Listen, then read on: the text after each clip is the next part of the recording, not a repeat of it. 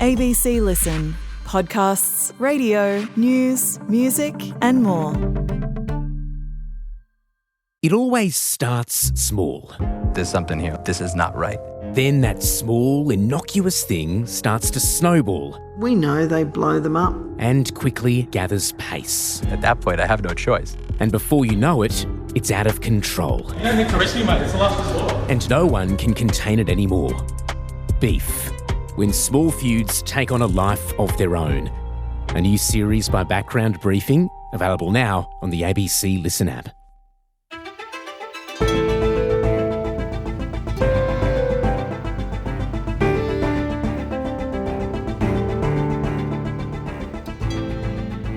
Music has always been a powerful form of protest, but a rap band who played the popular music festival Glastonbury in the UK could be facing criminal charges after leading the crowd in chants calling for death to the Israeli military, which were live-streamed on the BBC. Today, British music journalist Dorian Lynskey on the controversy and when protests by musicians go too far. I'm Sydney Peed. On Gadigal land in Sydney, this is ABC News Daily.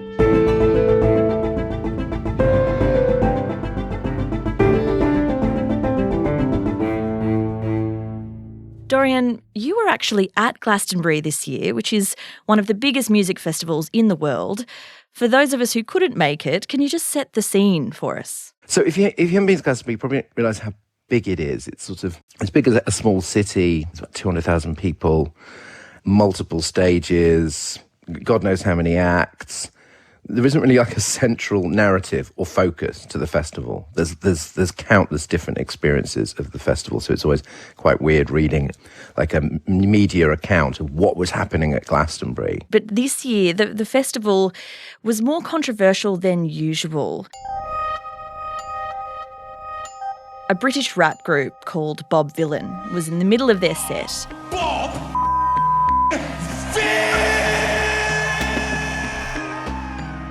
And the frontman, Bobby Vylan, began talking about the war in Gaza. And then he led a series of chants with the audience. Can you just sort of step me through that set? You know, that they'd chant of Free Palestine, which was quite common, quite a few people saying that. Free, free!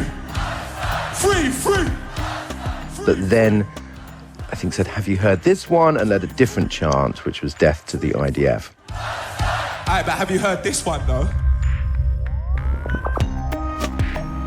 That was the whole focus of the controversy. And what was weird, I think, is that Kneecap, the Irish rap trio, who all the controversy was around, that's what, in the build-up to Glastonbury, it was like, should they play Glastonbury? Should the BBC show their set? That was meant to be the focus. And the reason why so many people were there to see Bob Vylan, actually, was because they were waiting for Kneecap. Now, this set and this chant, it was live-streamed on the BBC to millions of people, and that caused this huge uproar. The broadcast regulator got involved and said the BBC had questions to answer over the decision to keep broadcasting those comments. It was just this huge kind of uproar that happened in the wake of that set, right? The BBC chose not to show it later on iPlayer. Glastonbury Festival condemned those comments. What they were meant to do in the moment, I really don't know. You know, that if you watch the clip, the Death to the IDF chant, it's seconds. So it's like, well, what could they have done? Cut it off a second or two earlier?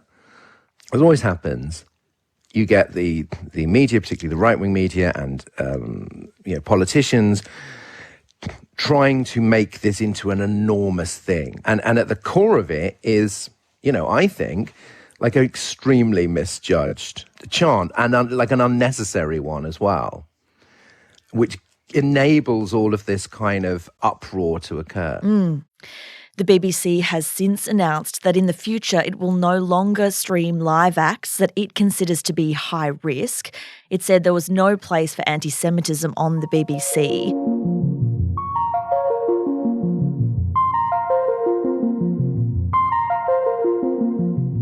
But the broadcaster was already on high alert because, as you mentioned, the Irish rap group Kneecap was coming on the stage straight afterwards. Their set went on to echo similar sentiments to those of Bob Vylan. and it's important. Like, I know sometimes, listen, I can see the amount of Palestinian flags here and it's f***ing insane. The BBC editor is going to have some job. Kneecap led the crowd in expletive-laden chants about the British Prime Minister Keir Starmer after he said it wasn't appropriate for the group to perform. For background, one of the rappers in the band Kneecap, he's known as Mohara, he was already facing charges under the British Terrorism Act. He's accused of supporting a terror group at a live Kneecap show last November. One of its members was charged for allegedly displaying the flag of Hezbollah, a proscribed terrorist organisation, at a gig last year. He's denied the charge.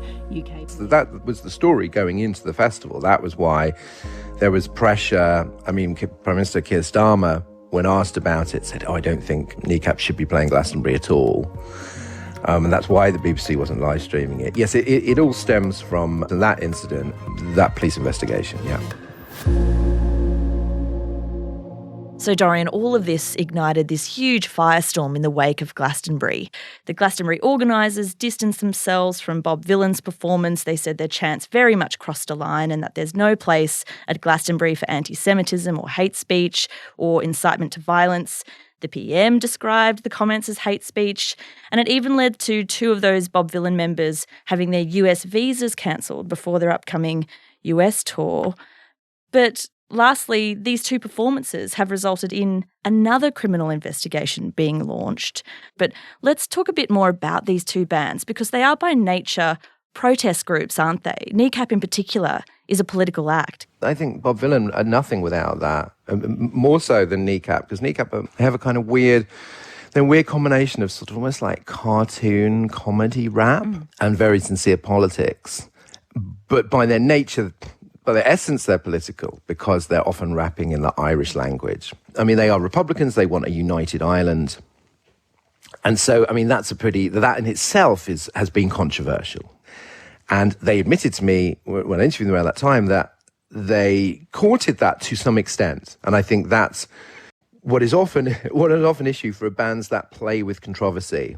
And that they want to be provocative. They want to cause a fuss. It's sort of good for them if a politician is angry with them. It's kind of, it's good publicity. It gets the message out. It gives them an enemy. Let's talk about this kind of act, really, because they are protests really through music, and that is nothing new. We've always seen this throughout history, and you've written a whole book on the history of protest song. So what are some similar examples where we've seen this before? I mean, there are examples of artists who were trying to be provocative. They were trying to make an impact. You know, the Sex Pistols, particularly around the time of God Save the Queen, you know, obviously that was meant to wind people up. If you look at political artists that have had some longevity, you could say The Clash, say Rage Against the Machine, Billy Bragg. These are people that kind of, they never really quite find themselves in the firestorm. And what normally causes trouble is it's not normally songs. It's things people say. It's things people say in interviews. It's things people blurt out on stage. So it's not as if either Kneecap or Bob Vylan have written and recorded songs with the messages that have got them into trouble. Do you think the fact that these comments are filmed and shared and streamed to millions of people, does that make a difference to what can and can't be said? I think it changes it so much. I mean, there were, of course, controversies before. There were things that I came across that people used to say, that people said in the music press when I was researching my book, that was so controversial, and I'd never heard of them. And they'd caused them no trouble at all because they were just in the music press and nobody really noticed.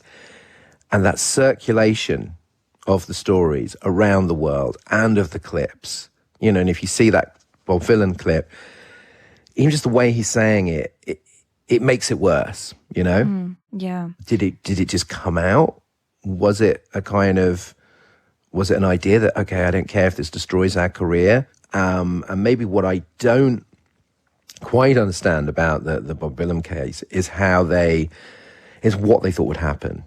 Like the thinking behind it, because it's like, okay, you know that you're at Glastonbury, you know that you're on the BBC, you're going a lot further than just Free Palestine. Like, what are you trying to achieve? What do you think is going to happen here?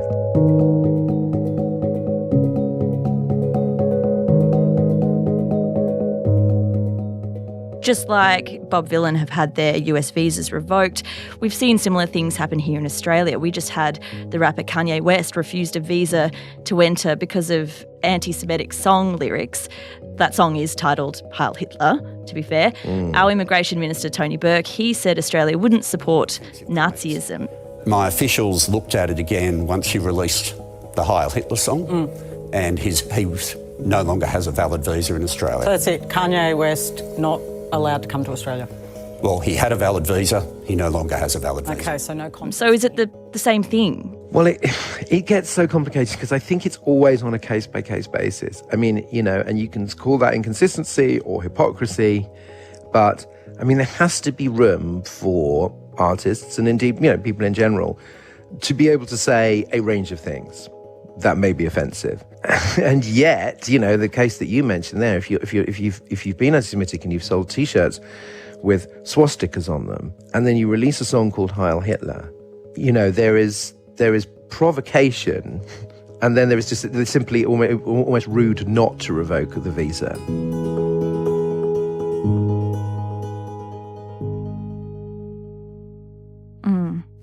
Well, both Bob Vylan and Kneecap, they stand by their actions. Bob Vylan says they've been targeted for speaking up. They and their fans say the criticism and the police action is purely a distraction from the issue which they were trying to protest, which is, of course, in this case, the war in Gaza. We've touched on it, but what do you think? Where is the line here? Yeah, I mean, I find it very difficult because I am, I'm very torn. I have, enormous sympathy with Gaza, enormous rage at the Israeli government and the fact that the literal killings by the IDF are less newsworthy than someone saying death to the IDF, right? That annoys me. And it seems completely disproportionate. On the other hand, you do have to be honest about, okay, well, what is acceptable? What do you think is an acceptable sort of form of protest, a language of protest? So, of course, there is no free speech absolutism where your political biases don't come into play. Nobody is going, you should just be able to say anything you like. It's always like you'll defend one person but not another person. And finally, Dorian, so much has been achieved through protest song. A great gig brings people together and can be a powerful force for change. So when bands are accused of crossing the line into hate speech, is it counterproductive? I mean, I think it probably is. If you're trying to make your point, and this is true across not just protest music, but political activism, the words you choose matter. So the anti-Vietnam protests, for example, end the war, and then chanting in favor of like the Viet Cong. I mean, that looked terrible on TV. That really hurt the cause. So I think that it's a mistake, I think, for defenders of sort of Kneecap or Bob Vylan to think that they have to defend them 100% because that means that they are defending Palestine or free speech or so forth. Because there is a difference in politics between wise strategy and self-defeating strategy. And so the words that you choose, whether or not you have the right to say them, they really matter. And I think if he just said, F the IDF, I think that would have been fine. I think it's as soon as you introduce death to, which, it does sound very, very sinister, very aggressive, particularly if people are kind of chanting it back. And bear in mind that festival crowds, a lot of the time, they would just sort of chant anything. It's not as if they were all fully signed up necessarily. There is an instinct to sort of go along with whatever the person on stage is saying. But that sound is sort of really menacing. And so then you have to think, okay, well, can you agree with even like 90% of what someone says about Palestine, about Israel, and yet still recognize that the things that have got them into trouble, the things that are getting police investigation and causing these massive headlines, are something else, and they're beyond the pale, and they're not just a more exaggerated version of that sentiment. And can you then also say, okay, well, this can be bad, even if it's obviously not as bad as what is actually happening in Gaza?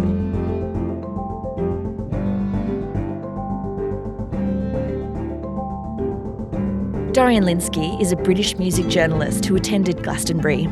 This episode was produced by Cara Jensen-McKinnon and Adair Shepherd. Audio production by Sam Dunn. Our supervising producer is David Cody. I'm Sydney Peed. ABC News Daily will be back again tomorrow. Thanks for listening.